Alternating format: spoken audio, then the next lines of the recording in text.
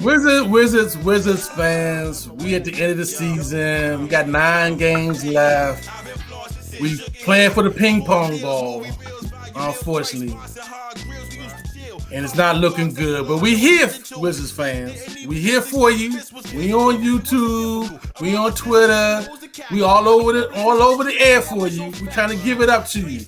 My man Tracy, my man Deacon. We are here for you, Wizards fans, and thank you for being here for us. Last week, we talked about Wall as the point guard.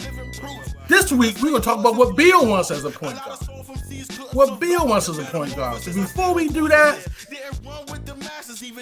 let's get it. EK glasses, champion of starter coats, ballies and gold ropes, polka dot shorts, backpacks, Nikes and Van Grags, MCM come again. The fact that I'm in the booth now. Hip hop alive and well throughout the underground. Remember to let us into your skin, and we'll begin to master rhyming. Hey yo kid, what's up? Remember when I used to be dope? Yeah. Hey yo kid, what's up? Remember when I used to be dope? Yeah. Hey yo kid, what's up? Remember when I used to be dope? Yeah. Hey yo kid. Oh, remember when we were good, guys? When we were great. We were great at one time. Wall's gonna come back. You see how Wall was when he was great? And now he's our GM. He is our effective GM now. And he is on TV talking about who he wants as point guard. Not what the Wizards want as point guard, but who he wants as point guard. Beal is basically now, because he's our number one player, he's supposed to be our franchise. Is he a franchise or not? I don't know, but he's supposed to be our franchise. And looks like that he has some power in the organization.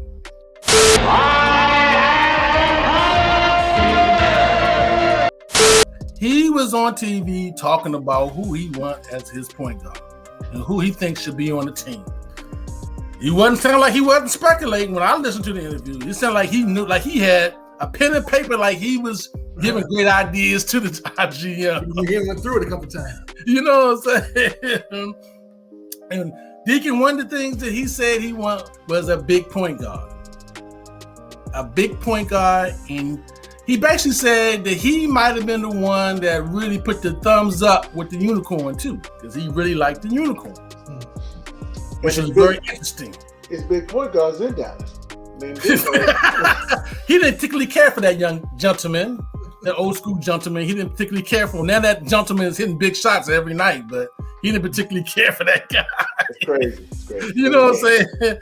So, Deacon, what do you think about Bill's comment about getting a big defensive point guard?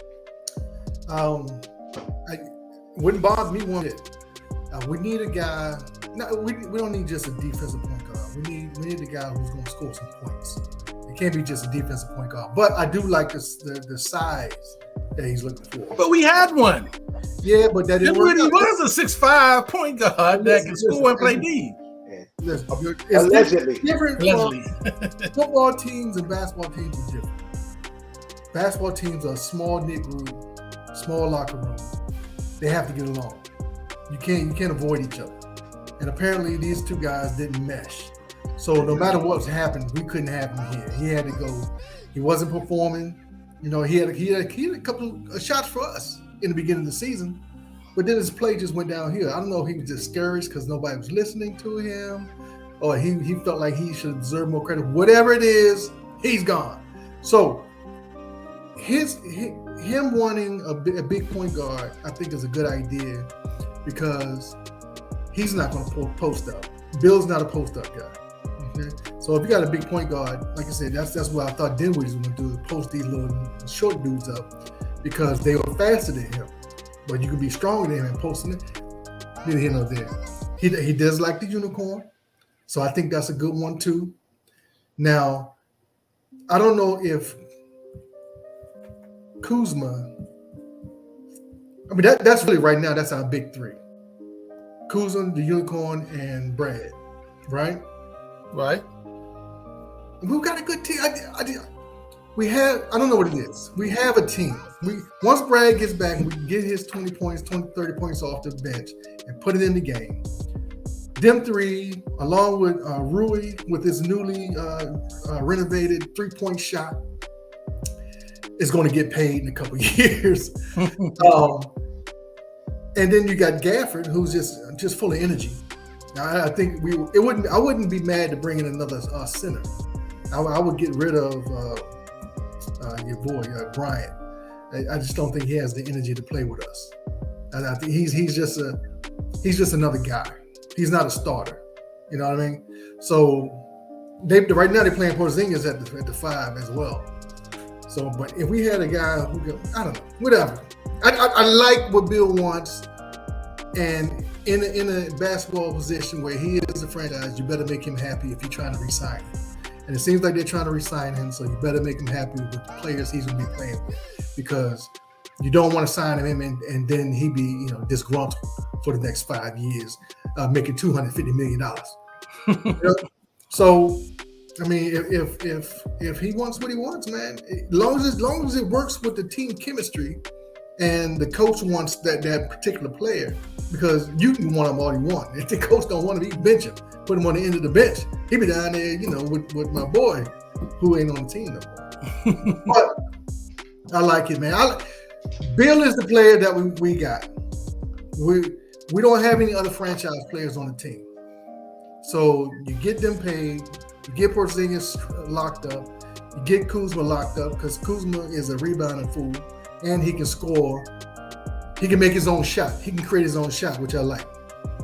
He has a floater. He has a little jump shot. I wish they all would just eliminate the 3-point shot, because when it's bad, and they don't know how to get off of it.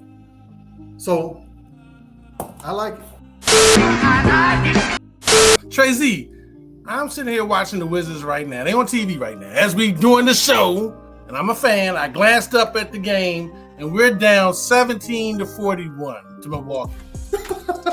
Only one scoring is the Unicorn. Everybody else is being basically self-checked. Okay. So Trey Z, what do you feel about Beal saying that basically he wants a big point guard, and he's the de facto kind of GM, and he's gonna be making some moves this summer? What do you feel about that? It's overdue. So long time this are overdue. Long time this are overdue. Ideally, this is who we said is we riding to the promised land. We were talking about putting people around them, and that's a power move. That's a leadership move. When you think about leaders on the team, who do I think about saying stuff like that? You think about LeBron, on his team. You think about Steph on his team. You think about, Dame on his team. People going to supposed to speak up and speak for their team, depending on who if the proverbial shoulders we supposed to be riding on, he better say what he need. We better try to get it to him. So then at the end we could say, but this is what you asked for, and it didn't happen. And then therefore we could feel confidently say goodbye and move on.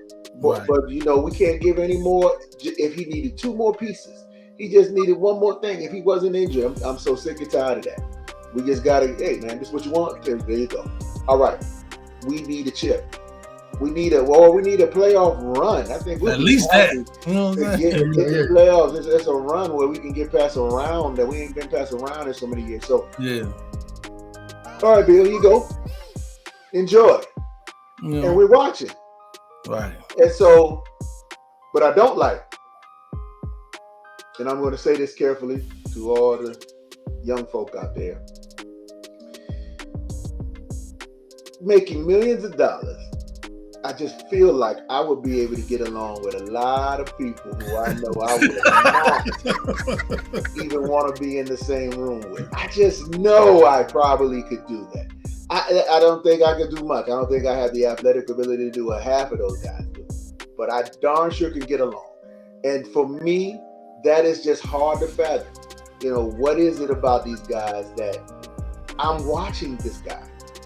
I mean, I'm waiting on him to fall flat on his face, and this guy is showing up, and that bothers me because I don't ever want to believe that our locker room is that fragile at any time. So it's not just about Dinwiddie and Beal. It's about, we do get the big point guard, and he don't like Beal.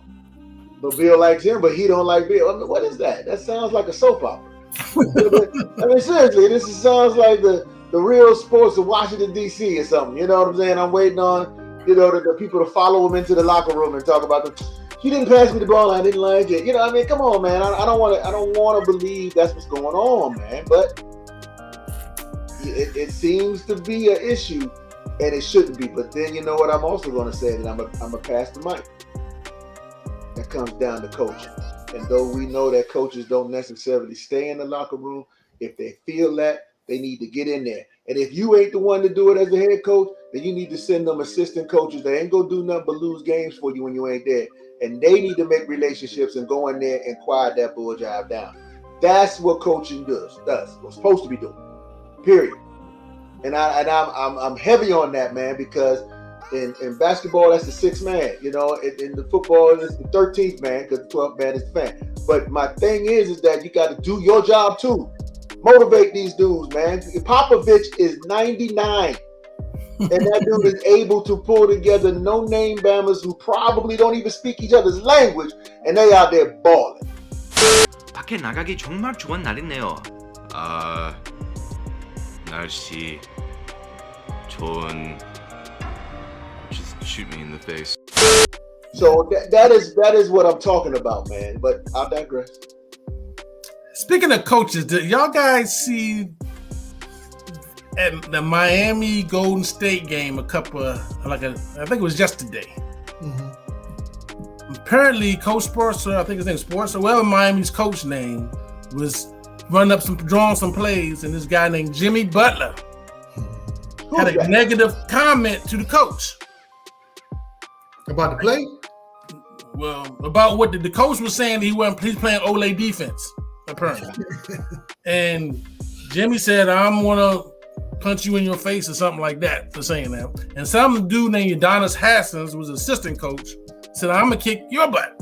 And they got the rumbling on the sideline. The coach from Miami threw an iPad or threw the thing at Jimmy Butler, and they rumbling. Really? Now, they still lost the game. But it was a rumble in the jungle. The coach wasn't going to let it go. They had to hold the coach back because he wasn't going to let it go. Now, the coach is 5'5". Jimmy Butler 6'8". You know what I'm saying? But the coach was not going to let it go. So, interesting. Now, Miami is the number one team in the East, which is like, here they are, the number one team. They were nowhere near what the Wizards are. The Wizards got 25 points in 3 quarters. But that's another story. But, the number one team in the East, losing just one game, they were, down by 10. And they rumbling on the sideline. That's how passionate they are over just one game. Something that the Wizards are not as passionate about, obviously. You know what I'm saying? That's passion. That's passion. You know what I'm saying? And also an opportunity to get paid. Yeah. That assistant coach was ready to get knocked out, and he was going to call his lawyer. Haslem, isn't he the player coach? Yeah, he's the player coach. Yeah, he's the player coach. Apparently, Jimmy Butler threatened the head coach. Right. Haslem threatened Jimmy Butler, and then the head coach was throwing stuff at Jimmy Butler, hollering and screaming at him, and everybody holding each other back. And ended up 10 minutes later, it still took a butt whipping. Golden State still put that hurting on them, but they, you know what I'm saying? You got to get it out before the playoffs, man. Yeah, man. But Miami is the number one team in the East, though. Saying all of that, Miami is the number one team in the East. And there's such thing as playing your position, So let me get an update on what the Wizards are doing at 25-47. Kristaps Porzingis, 6 points, 14 minutes. The leading scorer of the Wizards. Corey Kispert, 16 minutes, 2 points. KCP, 11 minutes, 5 points. Hachimura, 11 minutes, 4 points. Neto to Raul, 7 minutes, 2 points. Smith Ishii, 11 minutes, 2 points. Advia, 10 minutes, 0 points. That's right. Saturansky, 9 minutes, 2 points. Gafford, 5 minutes, 2 points. Yo, these guys are asleep. Lottery time. Pull that lottery ball. Get those balls. What did he say? Get those balls. You know what I'm saying? We're gonna be swiping left on a lot of cats this year. Yeah, Man, we are, man.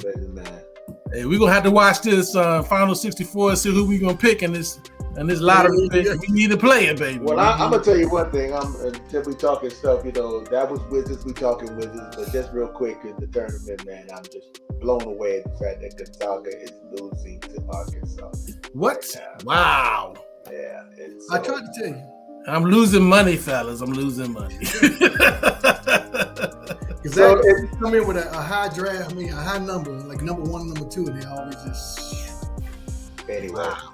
So with that being said, ladies and gentlemen, one of the things that you don't need to do is shrink away from hitting that like button or subscribe. Because these old guys come together, man, it's hard. We got families, we got jobs. I even got a dog. Anybody want a dog? But anyway, we just wish that you guys would just give us a little bit of love. It goes a long way for us. And then lastly, even if you don't want to like or subscribe, just share the video. Share it with your friends. Give your opinion. We are fans for the fans, just by fans. So we always here to have a good time. That's right. Please let us know what you think about our commentary. And as you guys can see, we are ready to roll out of here as the music is playing and things are happening in DC. Watch the first Washington Wizards comeback ever. You're hearing it first right now. I want Deacon to go ahead and pick this right here, this number on the screen, so you know where to find it.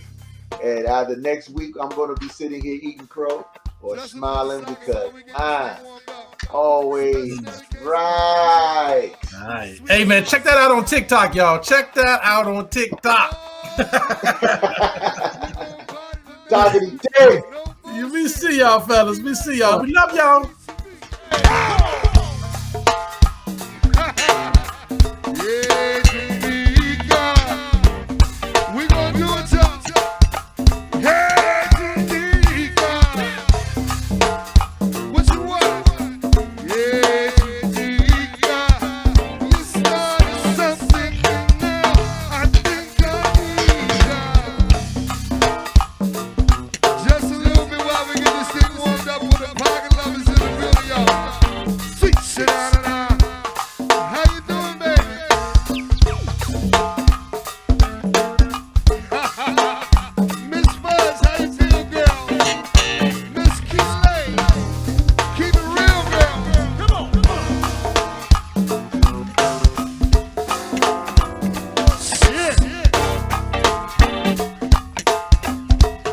Just a little bit while we warm this pocket up for